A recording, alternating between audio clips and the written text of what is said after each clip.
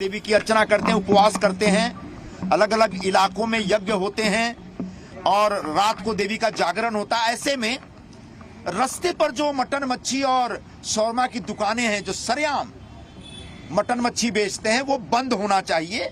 ऐसी मांग हमने डीसीपी साहब से की है। अभी फिलहाल सिर्फ जोन 10 के लिए मांग है। धीरे धीरे हमारी अपेक्षा होगी कि पूरे मुंबई में नवरात्रि के दरमियान ये मटन मच्छी बेचना जो सड़क पे चल रहा है उसको बंद किया जाए। तो अभी ये कार्रवाई जो हो रही है इसके बारे में समझना चाहेंगे कि ये कार्रवाई कब से की जा रही है सर?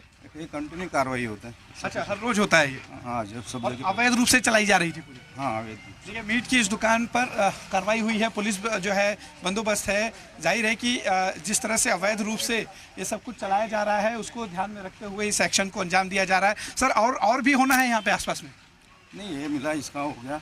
अभी दूसरी जगह पे करेंगे जितना मिलेगा उधर। अच्छा, ठीक है। यहाँ पर गोनी भर के जो पूरा मीट है इसे लेके जाया जा रहा है। अवैध रूप से कार्रवाई चल रही है। जैसे लगातार मांग भी हो रही कि नवरात्र में जो है मीट की दुकानें बंद हो, और ये एक्शन हो रहा है चूँकि अवैध रूप से इन दुकानों को चलाया जा रहा था। जो मालिक हैं उन्हें भी लेके जाने के लिए कहा गया।